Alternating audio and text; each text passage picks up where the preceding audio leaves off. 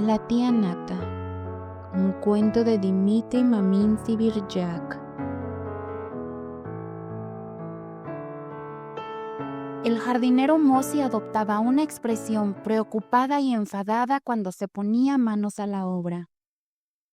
Quizás se debía a que en realidad no tenía ningún trabajo real y ostentaba el título de jardinero por tradición, ya que había un antiguo jardín en la mansión y por lo tanto debía haber un jardinero. Los antiguos invernaderos se habían derrumbado hace tiempo. No se plantaban nuevos árboles. Los parterres se cuidaban solo frente a la terraza, y el jardín en sí estaba en un estado de abandono espantoso, creciendo más salvaje con cada año. Por algunas de las avenidas ya no se podía caminar. Tan cubiertas estaban de maleza, cardos y otras hierbas silvestres que prosperaban sin la ayuda del jardinero. A pesar de todo, Mosi recordaba que era el jardinero, y como un experimentado político doméstico, sentía la obligación de destacarse desde ese punto de vista. En primavera restauraba algunos parterres, arreglaba el césped inglés frente a la terraza, y en otoño se armaba con tijeras de jardín para podar las enredaderas de acacias blancas, lilas y espino. Ahora era otoño, así que era hora de sacar las tijeras. Mosi se levantó temprano, gruñó durante mucho tiempo y finalmente salió a trabajar. Se quedó de pie durante mucho tiempo junto a la terraza y miró el jardín descuidado. Ya no era lo que solía ser. Todo estaba arreglado a la inglesa, y ahora daba asco mirarlo. Por supuesto, Mosi no se culpaba a sí mismo ni a nadie más, sino a las circunstancias en general. La mansión también se estaba desmoronando. La terraza llevaba mucho tiempo necesitando una renovación. El patio, los servicios y la cerca del jardín. ¿Y hacia dónde están creciendo?, reflexionaba Mosi observando las acacias, lilas y espinos. Mira, los corto cada otoño y aún así hacen lo suyo. No hay manera. Y la señora exige orden. Por cierto, Mosi miró varias veces hacia la ventana del comedor. Quería que la señora viera su trabajo. ¿Por qué más se pondría su delantal blanco y adoptaría la apariencia de un auténtico jardinero, sino para que la señora, que se levantaba temprano, viera con sus propios ojos cómo trabajaba Mosi? Las expectativas de Mosi se cumplieron.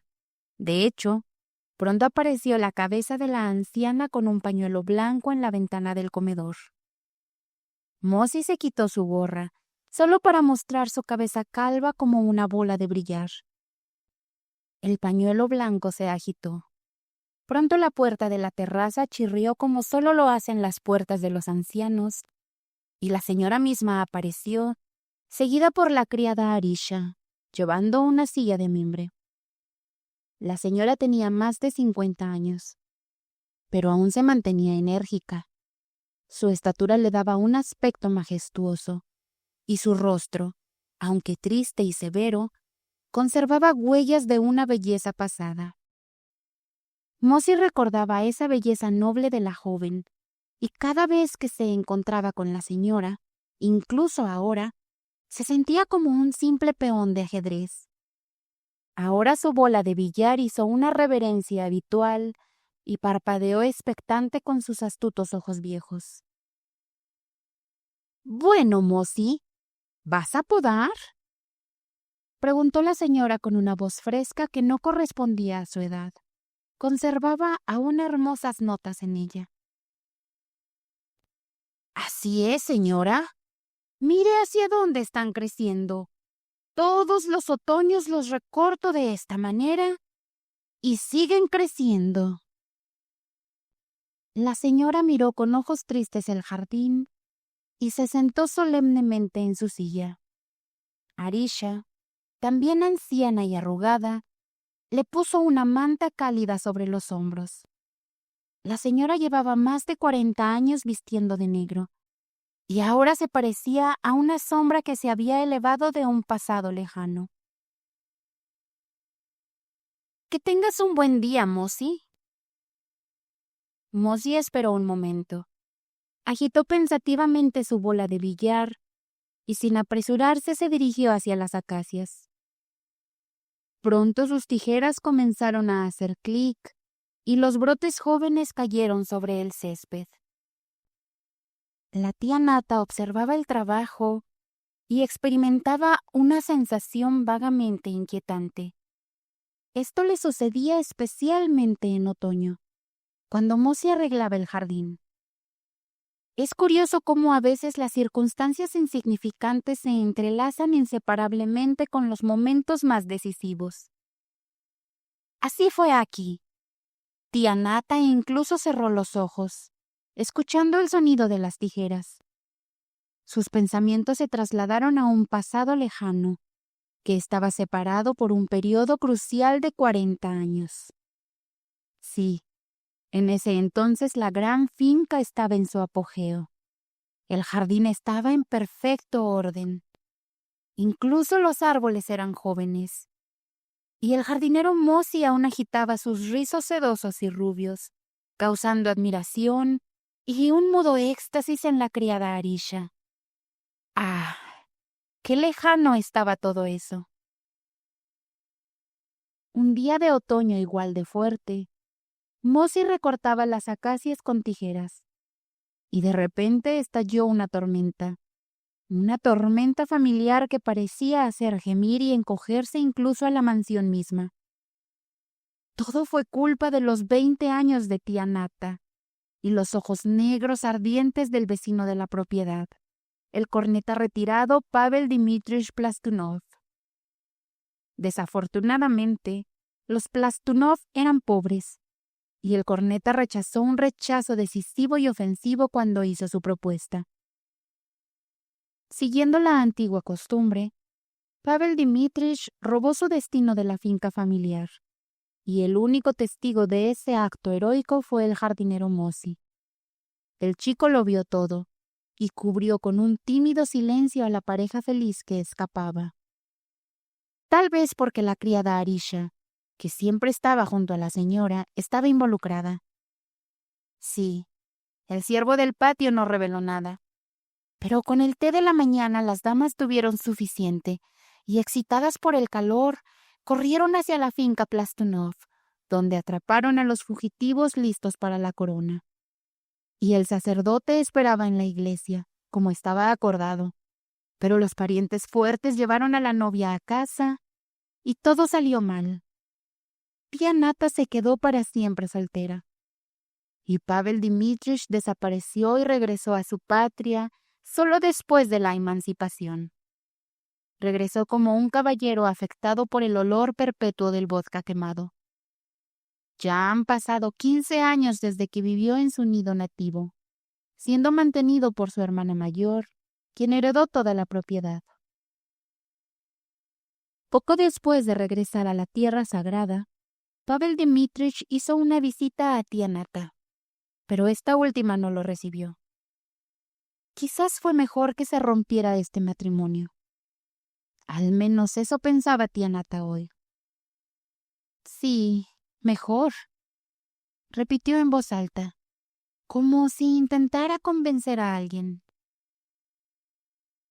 Estas reflexiones de la anciana fueron interrumpidas por la llegada de 3 jóvenes, a quienes trajo Arisha. Los 3 eran adolescentes, en esa ingrata edad en que los niños comienzan a separarse en niños y niñas. «Tía, buenos días». Los 3 se sentaron formalmente a la mesa, que ocupaba el rincón izquierdo de la terraza, y esperando el café matutino no sabían qué hacer. La mayor, Veroshka, tenía solo 8 años. Le seguían Adenka de 6 años, y en el último lugar estaba Lyubenshka, 5 años.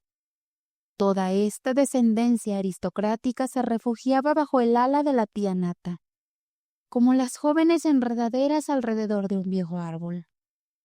Veroshka era la hija del hermano mayor de Alexander, quien quedó viudo, se volvió a casar y terminó por entregar a la niña que quedaba de su primera esposa para que fuera criada por la tía Nata. La historia de Nadenka era aún más triste. Era hija de la hermana menor que se separó de su esposo. Los cónyuges separados se disputaron al niño durante mucho tiempo y terminaron por entregárselo a la tía Nata, como a un tercer partido neutral. Lyubenshka era la nieta, sobrina de la tía Nata, y era una huérfana completa. En general, las combinaciones familiares de personas cercanas no tenían éxito. Y estas 3 niñas eran la prueba viviente para la tía Nata de que realmente no valía la pena casarse. Antes había matrimonios felices, pero ahora solo se escuchaba que unos se separaban de común acuerdo, otros se separaban con algún escándalo, y otros no se separarían ni hoy ni mañana. ¡Ah! Cuánto conocía ahora la tía Nata de este triste reverso de la vida familiar. A través de sus manos habían pasado más de 20 chicas. Todas ellas fueron criadas bajo su ala hasta la edad universitaria. Luego ingresaban a la universidad y luego de repente desaparecían para ella. Es decir, se casaban. ¿Y con quién se casaban? No, mejor no recordar este triste experimento. Tía Nata no podía entender de ninguna manera el momento fatal en que estas chicas se volvían ajenas a su propio nido y como polillas volaban directo hacia el fuego. Parece que les daba una educación sólida, aunque no podía compartir todos sus conocimientos de la vida. Las circunstancias se desarrollaban de la manera más fatal. La graduada universitaria primero se entusiasmaba con su propia libertad. Luego llegaba un periodo de reflexión, una especie de aburrimiento tonto. Y todo terminaba con que de repente se casaba. Tía Nata siempre estaba en contra de tales experimentos y protestaba fervientemente cada vez, prediciendo todos los males.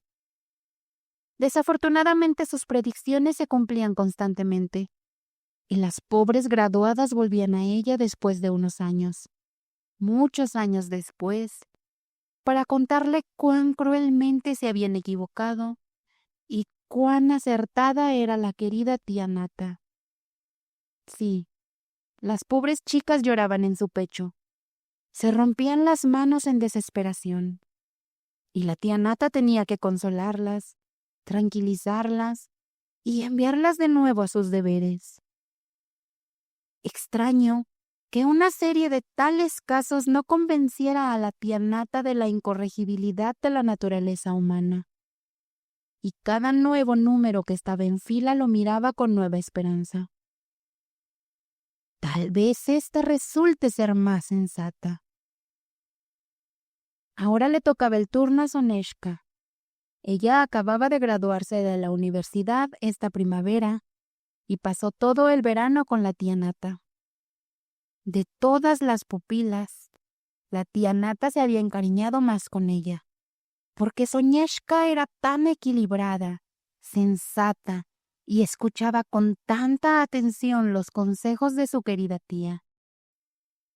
A esta no se la daré a nadie, pensaba para sí misma la tía Nata con orgullo secreto, admirando a su bella sobrina.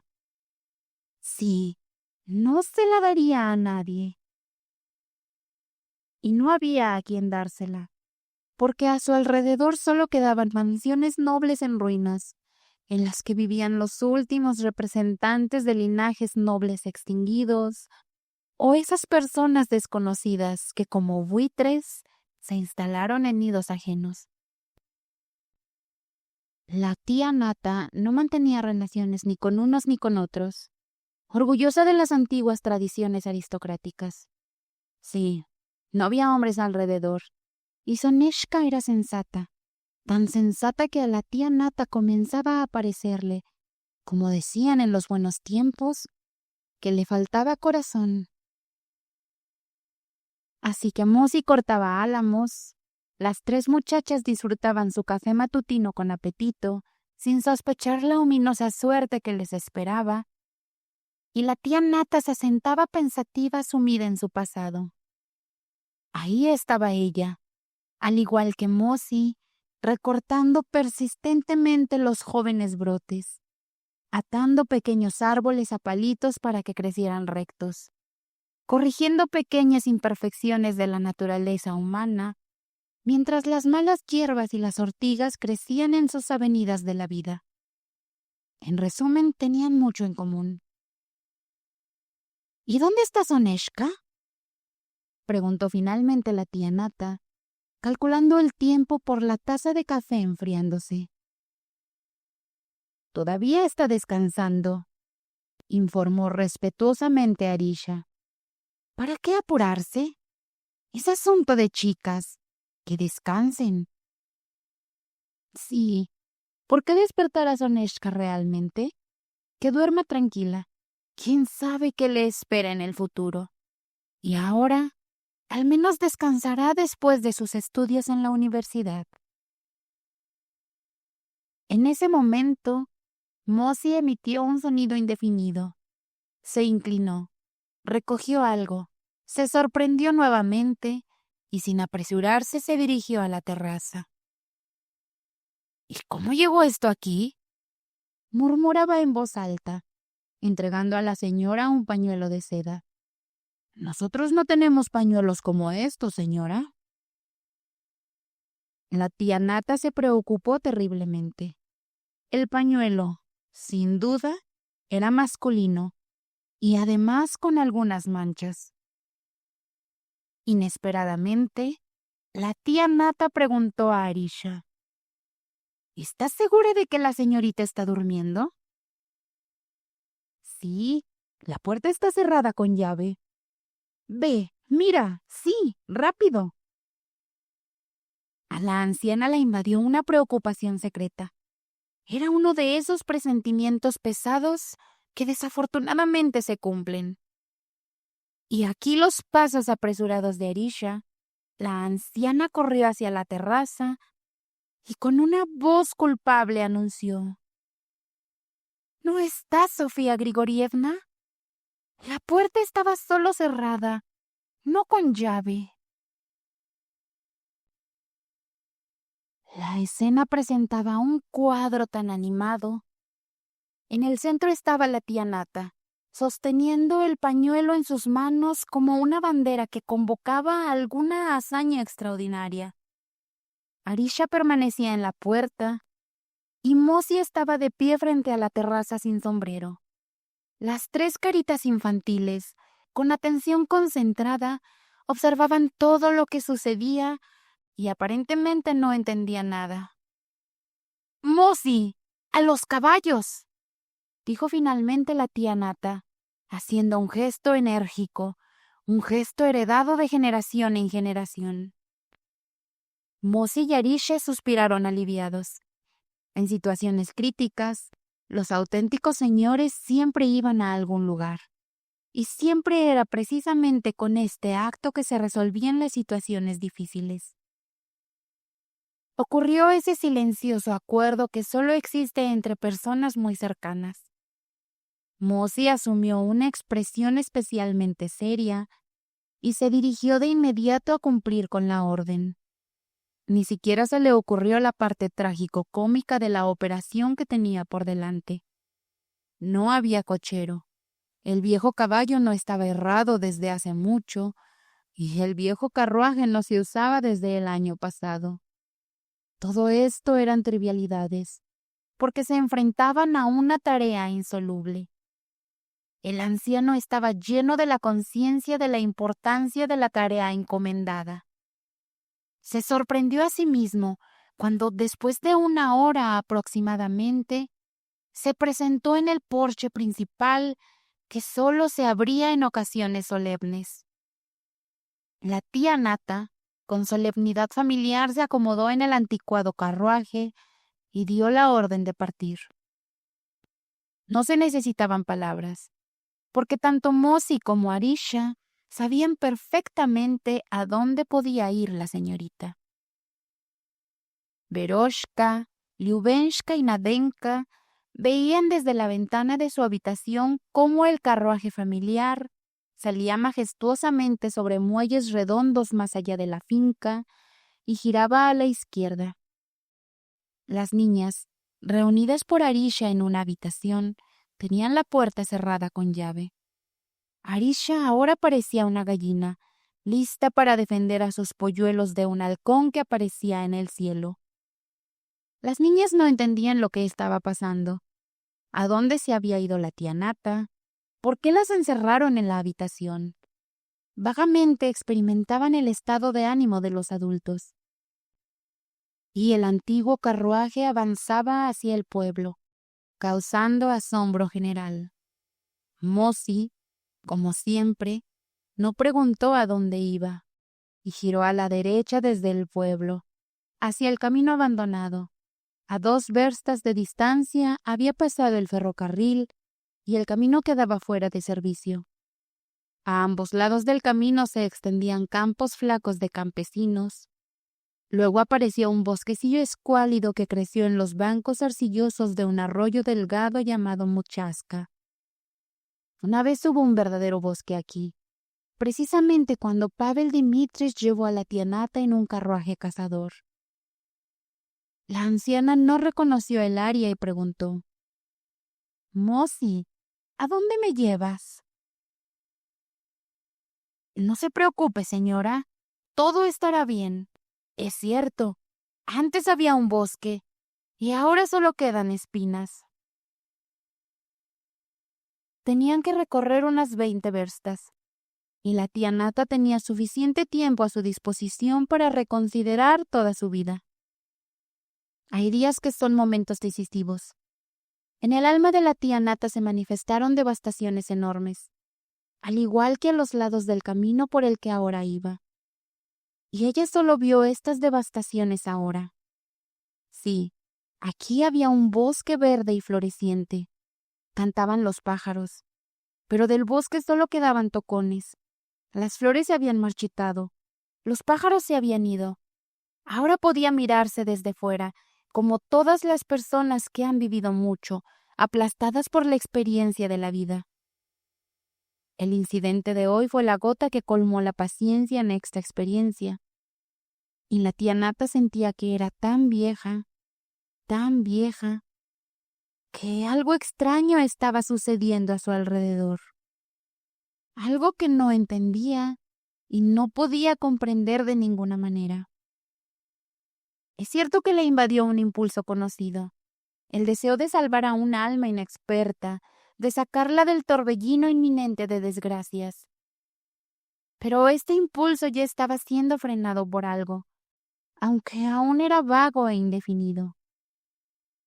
Se había formado una especie de brecha dolorosa, como esos agujeros que a veces se forman en la tierra. Los pensamientos de Mosi eran más simples y definidos. Sacudió la cabeza varias veces, suspiró y finalmente dijo: «Pero lo he visto, señorita». «¿Cuándo?» «Pues de alguna manera. Resulta que tengo un compadre en mi pueblo y estoy sentado ahí con él y él viene a caballo. Tiene un caballo alazán con cola inglesa. La silla también es inglesa. Se movía bien. Toda su actitud era de un noble. Entonces, él no está montando esto por primera vez.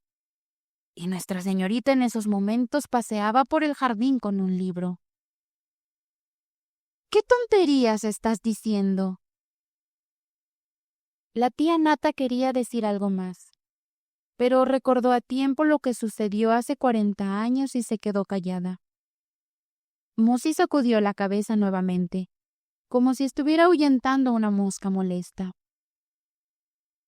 La vieja yegua pronto se agotó y comenzó a disminuir la marcha. Este insignificante contratiempo enfureció a la tía Nata, porque ella quería volar con la velocidad del viento. Señor, nunca llegarían de esta manera. Y aquí se rompió la cincha y Mosi luchó mucho con la correa quemada hasta que todo quedó resuelto. Pero el valioso tiempo volaba como una flecha. Necesitaba atrapar cada minuto.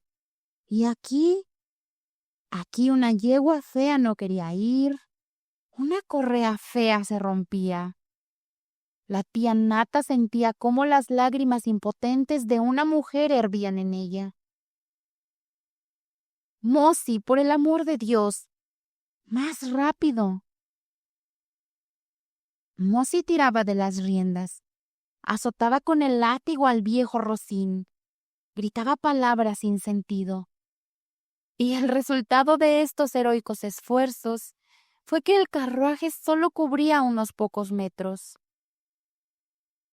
Solo después de 3 horas del viaje más tortuoso, a lo lejos apareció la iglesia blanca del pueblo. Era el pueblo de Plastunka. El corazón de la tía Nata tembló. Ahí estaba la finca señorial en la colina, y ahora debajo de la colina había un estanque y un gran jardín antiguo. Cuando se acercaron, resultó que el jardín y el estanque solo existían en la imaginación de la tía Nata basada en viejos recuerdos. Y en realidad ya no quedaba nada de eso. «Han talado el jardín para leña», respondió Mosy ante la sorpresa de la señora. «Y el estanque de Pavel Mitrich lo secaron, porque peleaban con los campesinos. No le daban a nadie. Bueno, y el agua se fue». Tampoco reconoció la finca señorial la tía Nata. Era una casa sencilla, desgastada y torcida. Parecía más pequeña que su antigua grandeza junto a los antiguos edificios de servicio que aún se mantenían. Al acercarse a la finca, Mosy se alineó como es debido para enfrentar una resistencia brutal. Por supuesto, no era la misma época en que Plastunka fue invadida por 3 tríos para rescatar a la señorita. Pero la ley requiere orden. Este lugar perjudicial, este mismo Plastunka, ahí fue cuando quedó libre. En vista de la mansión, el viejo caballo desgastado aumentó el paso, como si también hubiera comprendido la importancia del momento que se acercaba. El antiguo carruaje se detuvo majestuosamente frente a las nuevas puertas, colocadas sin ningún artificio ni extravagancia. «Espera por mí aquí, Mosy, en caso de que necesite llamarte». «Sí, señora». La tía Nata salió del carruaje con gran dificultad.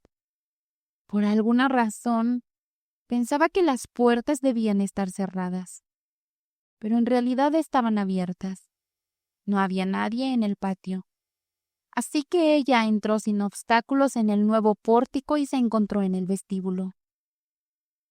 Aquí la tía Nata tuvo que recuperar el aliento. La emoción la envolvió de nuevo. En la puerta abierta a la izquierda se veía una gran habitación luminosa completamente vacía. Evidentemente la sala de estar. A la derecha la puerta estaba cerrada. La tía Nata entró en la sala de estar y miró a su alrededor. Lo primero que llamó su atención fue un sombrero de paja oscuro, colocado sobre un platillo con tarjetas de visita. Era el sombrero de Soneshka. La tía Nata se sentó en la silla más cercana y horrorizada cerró los ojos. La puerta corrió en algún lugar y se escucharon pasos cautelosos. Desde la puerta interna asomó un anciano encorvado y se detuvo. En el primer instante la tía Nata no lo reconoció, pero luego se puso de pie y se enderezó con orgullo.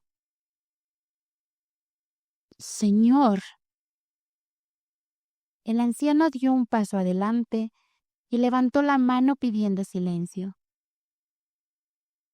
«Por favor, Natalia Osipovna, ella está durmiendo». «¿Qué? ¿Dormida?» Sí, duerme de manera tan extraña. Venga conmigo a mi estudio y explíquese como corresponde a personas decentes. ¿Personas decentes? Los hombros de la tía Nata se elevaron con desprecio, y en su rostro apareció una mueca destructiva. Debo verla, y no estoy dispuesta a entablar negociaciones con nadie. ¿Y si está durmiendo? Por favor, no haga ruido. Este repentino ataque dejó completamente desarmada a la tía Nata, y apenas se dio cuenta de cómo se encontraba en un pequeño estudio sucio y desordenado, como solo lo son los estudios de los viejos solteros. Dios mío, ¿dónde estaba? Y él estaba de pie junto a la mesa, esperando a que ella se calmara. Es decir, no era él en absoluto, sino un anciano desconocido para ella, hinchado con la plenitud de la vejez. La chaqueta de casa gris descansaba en él. La abundante barba gris cubría todo su pecho. La cabeza estaba calva. No, él nunca pudo haber sido así. Nunca. Es cierto. Quedaban los ojos, pero también estaban cubiertos por una red de arrugas de anciano que hacía difícil reconocerlos. ¿La está esperando Natalia Osipovna? Comenzó él cerrando la puerta con cuidado. Ella reconoció su voz y se estremeció. Sí, esperaba. Incluso pensé en ir yo mismo, pero usted me advirtió. Y, ¿sabes? No me sentía del todo cómodo yéndome. Está hablando tonterías. Y no es eso. Vine por mi sobrina y la llevaré a casa. Ella tiene su propio hogar, ¿entiendes? Por supuesto, ella es joven, inexperta. En una palabra, no puedo permitir. ¿Me entiendes? Solo puedo sorprenderme de una cosa. ¿Cómo tú, que hablas de decencia, pudiste permitir una historia como esta? Tú, un viejo noble educado en ciertos principios. El viejo noble solo levantó las manos y miró la puerta con miedo. Y lo más importante, ¿quién es él? Este bribón. Sí, bribón. Natalia Osipovna. Cállate.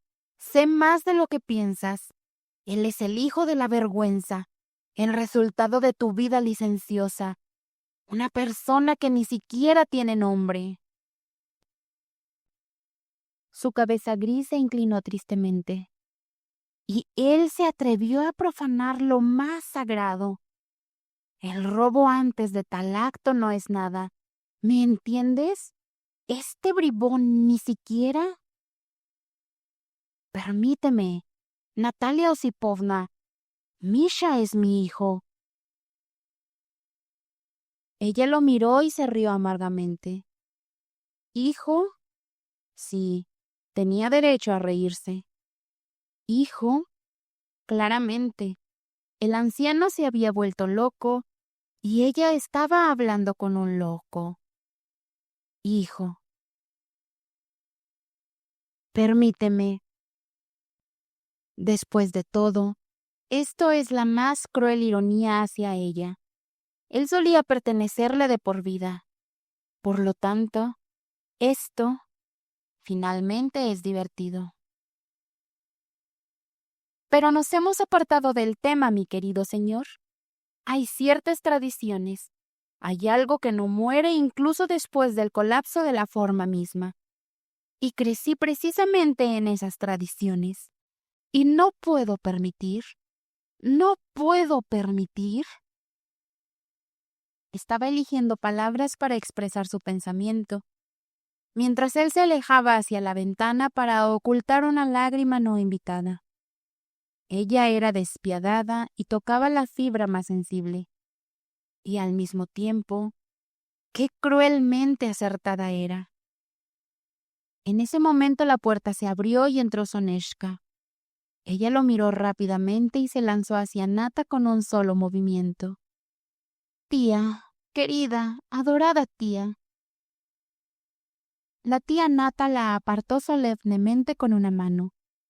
Se levantó solemnemente y pronunció solemnemente.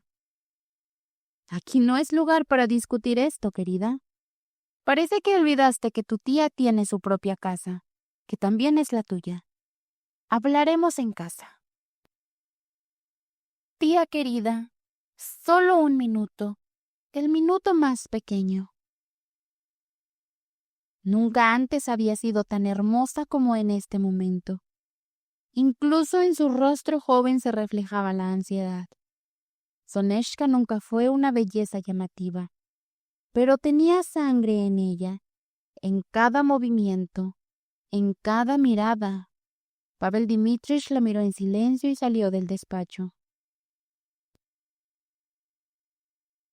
Se produjo un largo silencio. En algún lugar, los relojes invisibles seguían marcando el tiempo.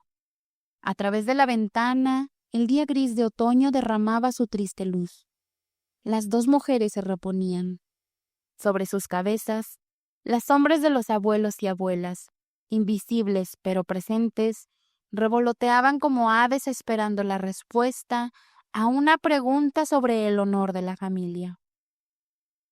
Soneshka miraba a su tía con sus hermosos ojos marrones, y cierta indecisión vaga le impedía pronunciar la frase decisiva. Esta era la última palabra del acusado, y las sombras de los abuelos se quedaron inmóviles, temblando de expectación. Estaban aquí, estas sombras, estaban esperando. Tía querida, no regresaré a casa porque mi hogar está aquí. La tía Nata miró a su sobrina con ojos enfriados y apretó los labios severamente. Continúa, murmuró esforzándose por controlarse. Continúa. Quiero saberlo todo. Usted ve, tía. He pensado mucho. Lo que llamó la atención de la anciana fueron las modestas ropas domésticas que Soneshka llevaba esa mañana. Era evidente que se había peinado cuidadosamente el cabello. Y esto en un momento así. Ella podría estar durmiendo. ¿Qué más podría necesitar? Vea, tía. Te quiero mucho, mucho. Pero, ¿cómo decirte esto? En primer lugar, soy una chica muy pobre, y a nadie le interesan chicas tan pobres. Mi educación universitaria también es un capital muy modesto. En una palabra, me sentaría mucho tiempo junto al mar y no esperaría buen tiempo. Tía, es simplemente aburrido. ¿Y esto lo dices tú? ¿Tú? Las sombras de los abuelos se inquietaron, porque en su época no se hablaba así. Incluso no existían palabras como esas. Querida tía, para mí eras la mejor evidencia de que debía actuar de esta manera. ¿Yo? Sí, tú, querida, amada, única, incomprendida. Si supieras cuánto te amo, amo a todos. Me parece que ahora podría hacer felices a todos de manera decidida, a todo el mundo. Mira, tía, qué saludable estoy. Oh, Dios mío, si solo hubiera palabras con las que pudiera expresarles todo, todo. La tía Nata bajó la mirada. En ese momento solo veía la parte posterior de la cabeza de Soneshka, su fuerte nuca envuelta en rizos dorados, sus fuertes hombros jóvenes, como envueltos en vendajes musculares jóvenes. Sí, era una chica perfectamente saludable. Es cierto, un poco delgada, pero ese era el último vestigio de su juventud. Este joven cuerpo florecería con el primer rayo del sol, con el primer beso, y esta belleza viva despertó de nuevo en el corazón de la tía Nata un agudo sentimiento de sufrimiento. Tía, ¿sabes? A menudo he pensado en ti y... y me daba terriblemente mucha pena por ti. ¿Por mí? Sí, sí, tía. Eres tan buena, tan cariñosa. Eres 10 veces más hermosa que yo. Y sí, en una palabra, no quería repetir tu historia. Perdóname, tía. El día fatal de hoy me obliga a ser sincera. Además, estoy convencida de que nunca hubieras estado de acuerdo conmigo de buena gana. Lo sé, y sufrí mucho. Me dolió mucho herir a mi querida y dulce tía. Basta de esto. Otra vez una pausa. Otra vez el tic-tac de los relojes. La chica se levantó, miró la ventana con cierta melancolía. Se volvió rápidamente y habló con un tono firme y seguro. El lugar más doloroso para nosotros, en este momento, es él. Has oído hablar de él, y sin verlo ya has emitido un veredicto condenatorio. Para ti es un forastero, porque, y esto lo comprendes, que no es culpable de nada, que es una injusticia social, una desgracia. Y sabes, tía, me impactó desde el primer momento. Me dolió tanto por él. Me sentí ofendida. Sería mucho mejor si no entendieras nada de esto en absoluto. Oh, tía, solo sé una cosa, que debía actuar exactamente como lo hice. Fue más fuerte que yo, más allá de mi control. Ni siquiera se atrevió a aparecer frente a ti, sabiendo tus opiniones. ¿Qué podía hacer? Pero después de todo, él es igual que cualquier otro.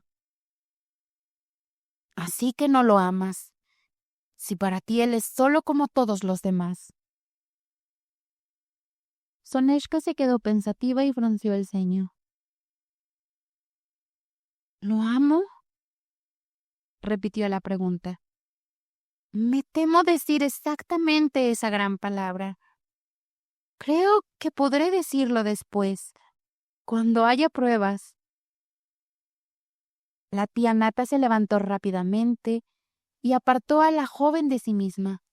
Ahora hablaba no solo por sí misma, sino por toda la familia. Has dicho lo peor que podrías haber dicho en este momento. Desdichada, no tienes corazón. ¿Entiendes que se le puede perdonar a una persona absolutamente todo, incluso un crimen, si fue cometido bajo la influencia del sentimiento? Pero el cálculo frío, desagradable, no. Eres un monstruo. Eres una desgracia. Si las sombras pudieran hablar, no dirían nada diferente. Todas estas abuelas y abuelos. Has olvidado algo, que si eliminas la poesía de la vida no quedará nada. Sin poesía no hay vida. Y en esto radica toda la desgracia de la generación moderna sin alma. Sí, tus antepasados cometieron errores, fueron injustos, incluso crueles, pero todo eso se redimía precisamente con el sentimiento. ¿Tú no entenderás eso, desdichada? Sí, la poesía a veces se pagaba a un precio demasiado alto, pero le daba sentido a la vida, la iluminaba. Finalmente se transmitía a las generaciones futuras como una preciada herencia. Esas mujeres no besaban a un hombre no amado. Esas mujeres sabían sufrir durante muchos años. Esas mujeres encontraban en sí mismas tanto el coraje como el egoísmo para soportarlo todo, porque ellas no eran como tú. Este discurso tronante desconcertó a Soneshka. En ese momento su rostro de niña palideció de repente. Sus ojos se abrieron y apareció una arruga de sufrimiento en su expresión. ¡Oh, cómo la celebraron todas las viejas sombras! Bueno, ¿por qué te quedas en silencio? Avanzaba tía Nata, sintiendo el peso de la balanza de su lado. Sí, no tienes nada que decir, desdichada. No, tía, sí tengo algo, pero estamos hablando de cosas diferentes. Lo que llamaban amor en tu época, para mí es completamente incomprensible, y en mi opinión debería llamarse de otra manera. ¿Qué estás diciendo? ¿Qué tipo de amor es ese que se estrella contra la primera barrera social, contra algún prejuicio, contra el despotismo familiar? Y lo más sorprendente es que tú misma, tía, yo misma, tú también quieres ser una déspota.